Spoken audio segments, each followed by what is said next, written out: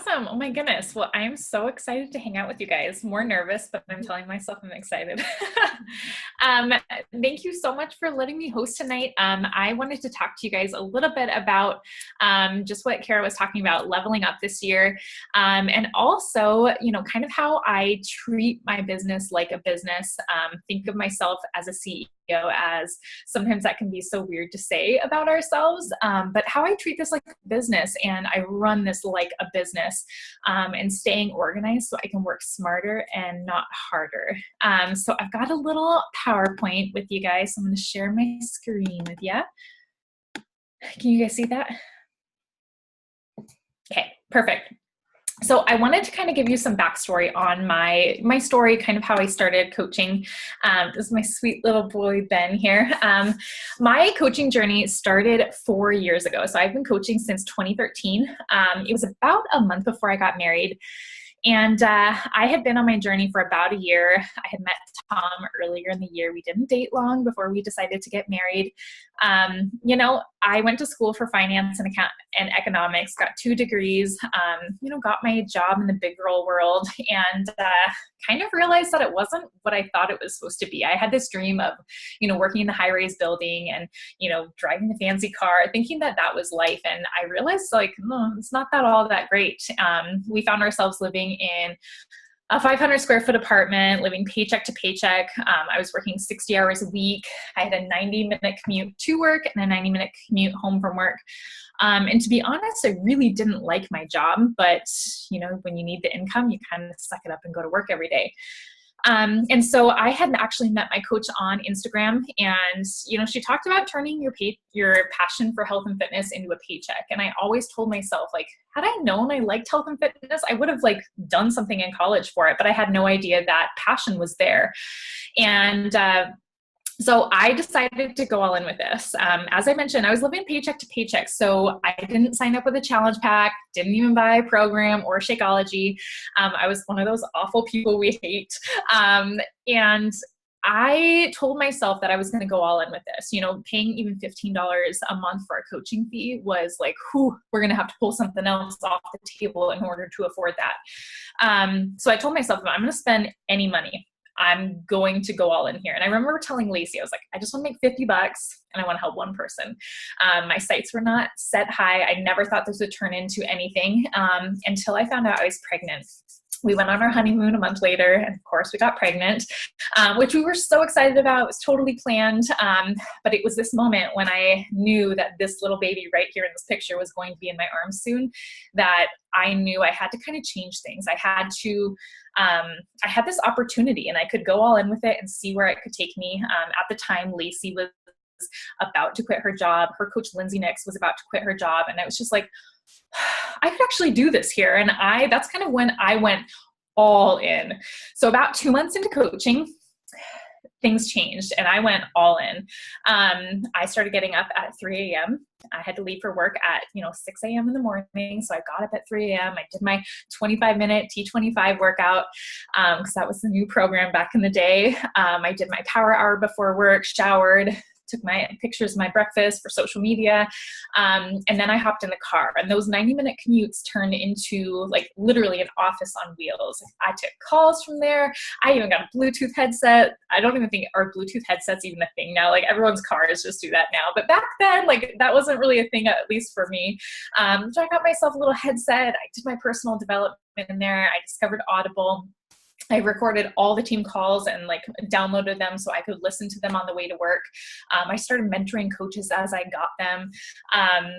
And I was like, I'm going to actually do this. I didn't have a lot of time during the day. I used to work for Expedia. So I managed a $60 million budget for them, for their tech company or their tech department. But I took really long bathroom breaks, and I would walk around the park at work. I never used to take a lunch break. And then I was like, I'm sitting on gold mine of time here that, I could sit at my desk and look on Facebook, or I could get out there and walk and do voice memo after voice memo. And trust me, when you got an hour, you can get a lot of voice memos in. But I got to town, and that's kind of when I started working those power pockets throughout the day. And within 2.5 years, I was able to quit my full-time job. These are my 2 boys here, Ben and Mason. I quit my job when I was pregnant with Mason. I was 15 weeks pregnant, and I always knew it was my goal to quit my job, but fear had kind of held me back from it. And there was one day when I got a call from the person who watched Ben on Tuesday or on Thursdays, and she said, "I'm not going to be able to do this anymore." And it was in this moment, I was standing on the 18th floor of Expedia, sobbing my eyes out. I was pregnant, hormonal, and now I knew that I was going to have to put my kid in daycare, which was one thing I always said I wasn't going to do. We had always had family watch him. And it was this moment I called the daycare, and she told me it was going to be $1,200 a month for 1 day a week of daycare. And I just said, "Oh, what?" And she's like, why are you I was probably very like combative with her on the phone. I wasn't happy about it. And she's like, "Well, you're calling me for prices." Like, I don't know what to tell you. And I just said, "I don't want to send my kid here." And she's like, "That's fine. You don't have to." And I got off the phone and I called Tom and I said, "I'm going to quit my job." And it was that moment that I had hustled that time for. It was that moment to have the flexibility of when I was faced with that daycare and that bill, that I could just say, "I quit." Simple as that. I had hustled for that moment. And since that moment, I have been full-time at home with my kids.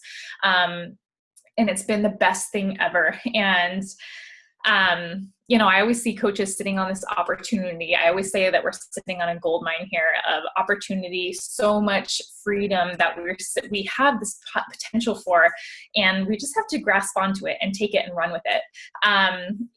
The last couple years, or the last year of coaching, has been really challenging. If anyone knows anything about kind of my organization, I've been down the line from Rob and Chelsea for a little while, under Lacey Nelson and under Lindsay Nix. Both of them have left coaching this year. So it's left us kind of in this weird transition where I really did have to just level up and own it for my team. It wasn't about having a super strong upline anymore. It was on me. And so if I had to pick a theme for this year for me, it would be, if you know you can do better, do better. Simple as that. My kids are my why. They are why I hustle this business, so I can have the freedom, the flexibility to live a life and to show them how to live their life too, and to prove to them that they can do whatever they want. And if I know I can do better, then I need to do better. And so this year, has kind of gotten away from me. I found myself earlier this year working 14-hour days, round the clock, not seeing my kids, kind of feeling frustrated in my business, not feeling kind of like I was spinning my wheels. And I had this moment with corporate where she sat me down and she said, "Jess, why do you coach?" And I said, "Well, I coach to give my family freedom, to be home with my kids, to help people, to genuinely make a difference and a purpose and have like this passion for life again." And she's like, "Are you doing that right now?" And I have to say, no, I'm not. Like I'm working too much. I'm not enjoying it. And I kind of lost the passion and the reason I was coaching. So I took a really deep inventory earlier this year of my business and why I'm here. It's really easy to get caught up in ranks and points and this and that and elite and all this stuff and forget why you actually come to work every day. And I don't come to work for elite. It's a perk. I really want it, but that's not why I do this. I do this so I can give someone a purpose in their life and to help them find that confidence and to help them lose the weight that is holding them back from their amazing, amazing life. I mean, I think I've lost 75 pounds myself, and losing that weight, it wasn't just about that. It was the life I gained after it. And that's why I do this. I want to give women that life.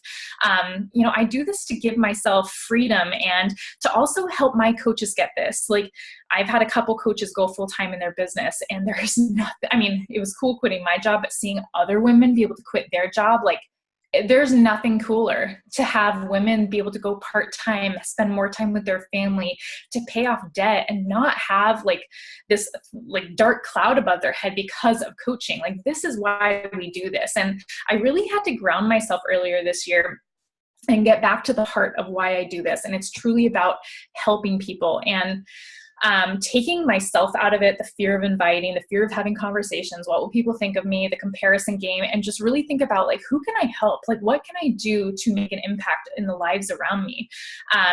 And one thing my team and I have really focused on this year is the fact that we have a huge gift, and it is our job to share it. And if we don't tell people about our amazing programs, if we don't tell people about Shakeology and how, for us, for a lot of girls on my team, we're a bunch of moms, like it's given us energy. It's like we don't have to nap. We have like this amazing energy. Like that's a crime not to share that with other people. This business and the income it brings, but also the fit family, the community. I mean, every day our coaches and I, every day at 5 a.m. Pacific to 9 a.m., most of the time we're on all day, we get a morning miracle just like this. And we hang out together. We work out, we work, we're all muted, but like we have this sense of community. And as a stay-at-home mom now, like that's so huge. Like I want to share this with people. And just really having to, so like when I say like, when you can do better, to me, it was really focusing on why we do this and getting back to the heart of it. And so every day, this is what I wake up and ask myself. And I say, who am I going to help today? What challenger am I going to help? Who am I going to help get back on track? What coach am I going to help sign up their first challenger and help them run their very first clean eating group? And what impact can I make today?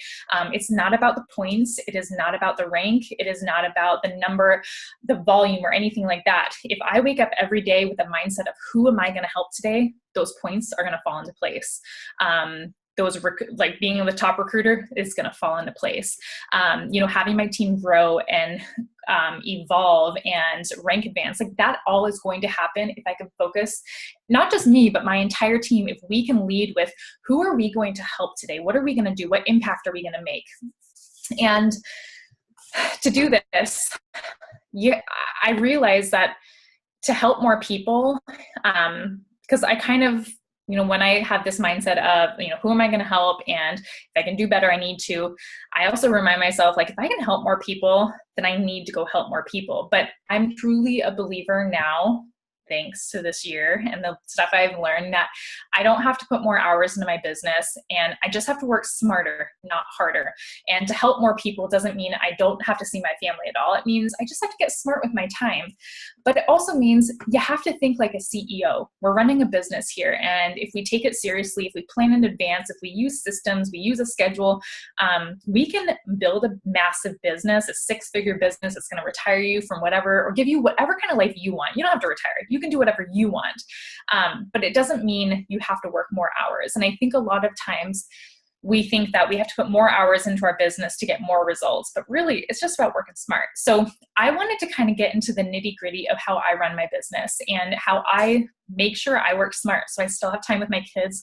You will never catch me working a 14-hour day ever again since that day I had with corporate earlier this year. I've always been somewhat organized, but I've taken it to a new level this year to make sure that I still maintain the joy of my life. And I call this the CEO mindset.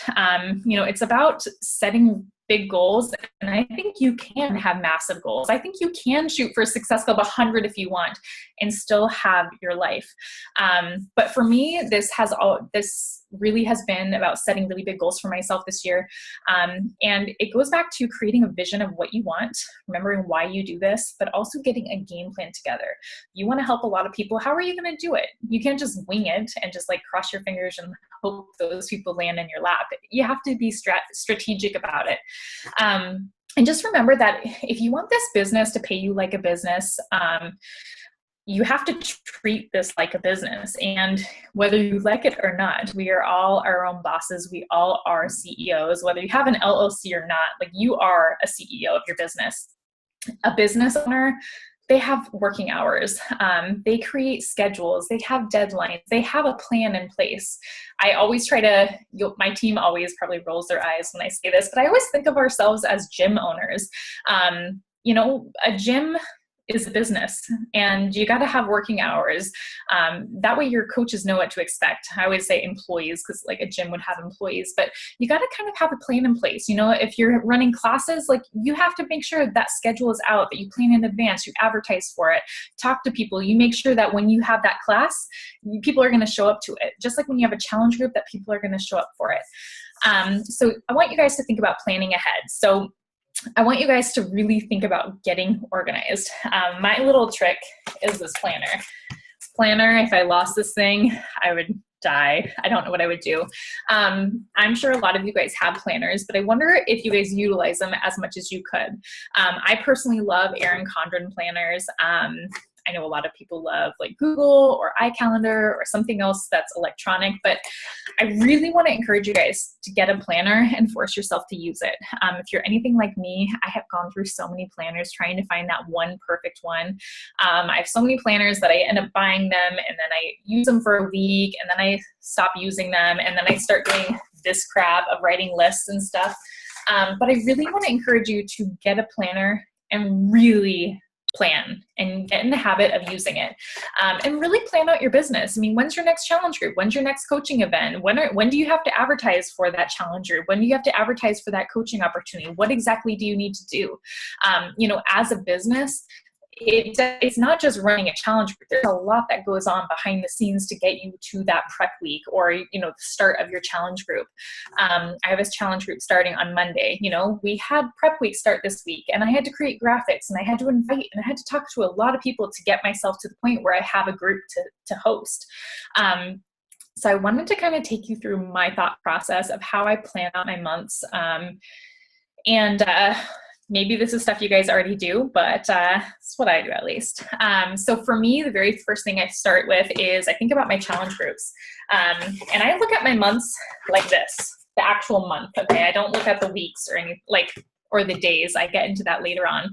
But when is your next challenge group? Mine, I do one a month. Mine never overlap. I think it's too hard to focus on more than one at a time. And I feel like I can't give my all to my challenge group if I am giving it to all these different places. My prep week all the time starts on the very last Monday of the month, which means my actual challenge group starts on the first Monday of every month. I have kept it like this for years. It makes it so when a challenger says, hey, I'm on vacation, this is a bad month, when is your next group? I don't have to say like, oh, it'll be next month sometime. I know exactly the day my groups are starting. I know when my groups are starting next summer because it's going to be consistent.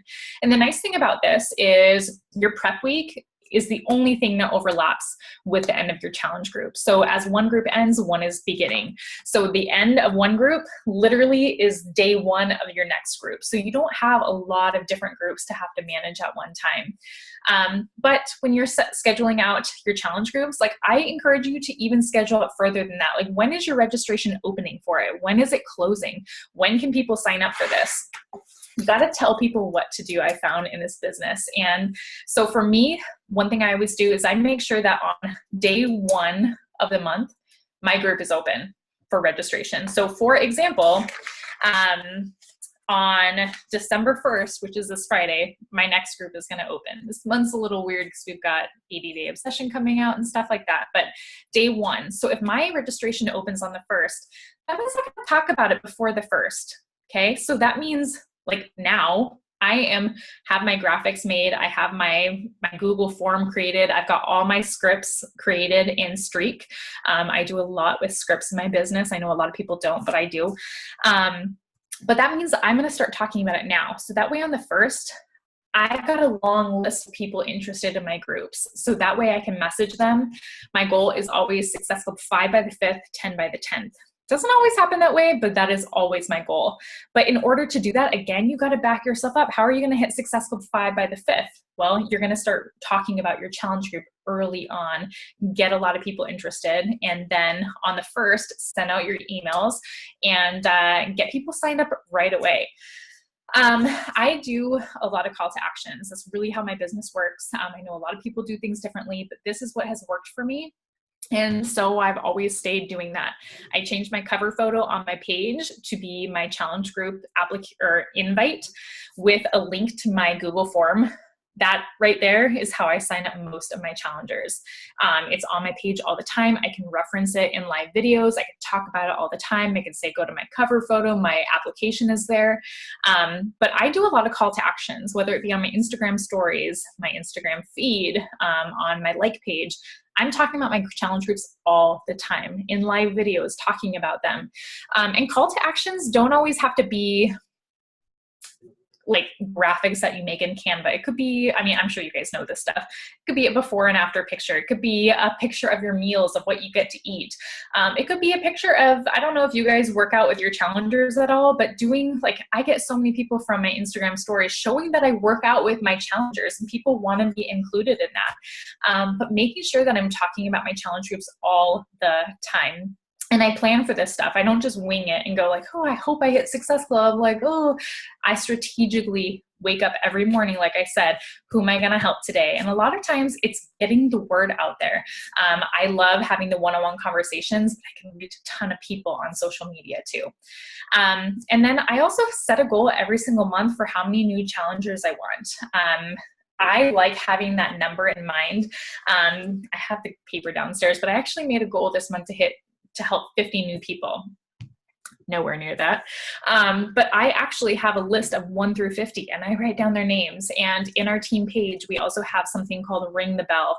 It's a pin post to the very top. And every single time we sign up a challenger, we go in there with their name, a little bit of information about them, and really, like, again, reminding ourselves why we are doing this. It's not 2 successful points. It's Sarah, who is changing her life, who's a mom of 3 kids, who is trying to get her body back. That's what it is. And I know we see these numbers and stuff, but if we get lost in the numbers, it's going to be really, really easy to lose our passion for why we do this. So challenge groups, like, again, I'm trying to help a lot of people, and I got to be strategic in doing that and making sure that I get people in my groups, and I schedule out this stuff in advance. So think of it as a business. Your challenge groups are your business. You got to plan for it in advance, and don't just wing it and like hope you get 10 new challengers. You got to strategically figure out how you're going to get those 10 new people to join you. Also, being strategic with your coaching opportunity calls.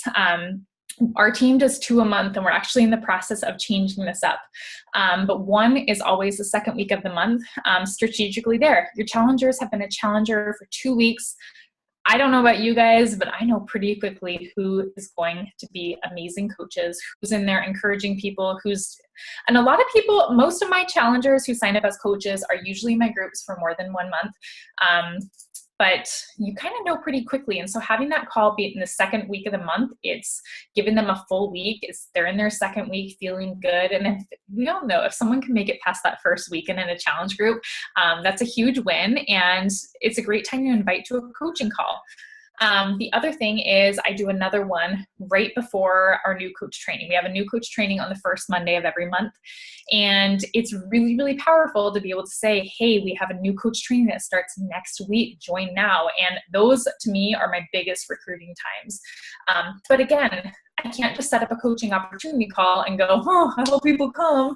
I got to be strategic. So I personally set up a live Facebook event on my personal or on my Facebook like page a week before the call.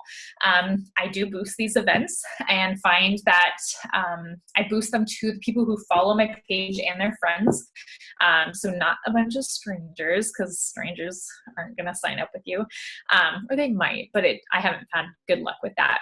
But having that Facebook event means now I can post about it, and people I find are really, really easy. Like, they will click going so much quicker than they will ever message you. And if I have a week in advance, and let's say I get people a week ahead, I'm going to go start conversations with those people. I'm going to ask them why they want coaching. And a lot of times these people end up signing up as coaches well before the coaching opportunity event. But if you set up an event, you have a whole week for people to go click going. Every time you post in that event, it pops up on Facebook. Every time I do a breadcrumb, I can put it in the comments. But that's been a really, really successful way for me to add to our team and get coaches to join our happy hours. But again, strategically placing this stuff. And it even goes a step further. I mean, setting up that event, it takes time, getting the graphics done. I personally also like to save down all my stuff. That way I'm not recreating the wheel every single time I post a call to action or a coaching breadcrumb. I can pull from past ones that have done really well and post them again. And then same thing with free groups. I don't know if you guys do free groups, but we teach our new coaches to run a free group within their first 3 weeks of coaching. And again, if I'm going to ask my coaches to do that, I have to do it too. I run one once a quarter now. But again, strategically placing this in my month, making sure it's the week before my prep week begins. That way when the month or the week of the clean eating group is over, I can strategically say, okay, I got a group starting next week. But again, in my planner, I don't just schedule when this free group is. I schedule down to when I'm going to make the graphic for this, when am I going to invite, how many people do I want to invite, and all those nitty-gritty details to make sure that this free group is successful, I have enough people in it, and that it's going to translate into people joining my challenge group, which is the ultimate goal there. So having this schedule allows you, though, to plan out the bigger picture of your business, which is what we call the jab, jab, right hook. You can't have a knockout without setup. You gotta plan for these things. So we consider your jabs, your breadcrumbs, and then your right hook is the call to action. If I know that my challenge group starts on December 4th, I can then figure out when I need to start jabbing to then do the right hook for my call to action. And as you guys see, I do a lot of call to actions. I do at least 4 of them a week. But I have to plan those out. And so I literally in my calendar will write down when I'm doing these call to actions. Again, not just like winging it, hoping I remember. Because as you guys see, like I started this working full time and working many hours a week, and you got to have a game plan together. A CEO of a really successful business, they don't just like, oh, what should we do today? Like they have a game plan together. That's why they are successful, is they have strategy behind what they do. And they plan it out, and there's no like last minute or forgot or, oh my goodness, I'm sick, so I couldn't do this. If you plan in advance and know exactly when your groups start, exactly when you need to make those graphics, exactly when you need to invite, and even set goals of like, if you have 10 people you want to join to a group and have a goal, well, I got to have 2 by this date, 2 by this date, and then 5 by this date, then it's going to come together so much more, and you're actually going to create a solid business here. So a schedule, really allows you to plan out these breadcrumbs, your invites, and all of that stuff that is going to make the business run like as a well-oiled machine. So last thing, obviously, is, if you treat this like a hobby, it's going to pay you like a hobby. And if you decide to treat this like a business, it will pay you like a business. But a business owner has to have a strategy. You have to be organized, and you have to be able to see the big picture and think in advance and plan your business well in advance, and not just focus on the days in front of you, but really think about the big picture of where you want this business to go. So that is all I have for you guys. Does anyone have any questions or anything? If you guys have any questions, you can put them in the chat. I just have a few questions, if that's okay. Jess, do you guys do your you guys do your coach opportunity calls like with your entire downline, or just like your PS coaches, or how do you guys run those? So this year we have done everything as a team. And we, I think, all had these light bulb moments here in UChat last night. Because we have done everything as a team. We do our happy hours, and then we've been doing sneak peeks as well. So week-long events, which I find really successful more than those hour-long happy hours. We will say the downside, though, is not every coach gets to be represented. And there's a lot of power in seeing the person you came to see speak on a call rather than looking at their leaders. So that's actually something like literally today we've spent most of the day talking about, maybe it's time to change this. But all of our groups were in groups of 4. So there's always 4 speakers on our happy hour calls. So we do run them as a team right now, which to me, really great for your brand new coaches who are, really new to this and maybe wouldn't run a call themselves. But I think there's a lot of power in hosting them yourself as well, and your prospects getting to see you live. That's so smart. I love that. Yeah, it's always like, there's always pros and cons to everything, and like once you think you've got it wrong, then you're like, let's try something different. Like it's just a constant, new things, I think. So that's awesome. Yeah, and I think it's good to mix things up. But yeah, we're kind of in this weird, like, we've been doing this for a year and it's worked. I mean, our team really sunk last year. We lost more coaches than we signed last year, which was crazy. And this year our team has grown and then some. So it's definitely paid off to host them as a team. But, like you said, there's pros and cons to everything. Yeah, that's awesome.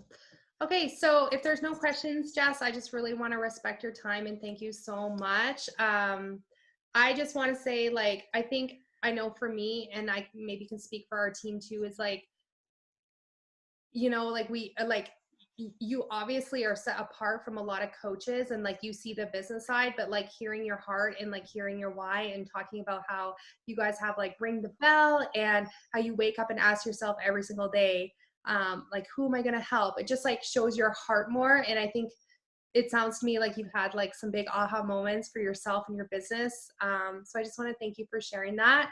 And just acknowledging you for helping and ringing that bell a lot and helping a lot of people and making a huge impact, and influencing all of us too, you know, like every single day, to do better, because we can do better. It means the world to us. So thank you so much for that. I need to get I'm like, when is the 1st of December? I need to like change my cover photo. I need to go, like, it's like you said, it's just being really intentional and smart with your time. And I know a lot of us, if we're stay-at-home moms or work full time, or some people are like students, like everybody is crazy busy, but you just go like prove, and there's so many coaches out there that prove that it doesn't matter what your circumstances are. Like if you want this, you just got to plan for it and make it happen. So it's awesome. Yes. Thank you.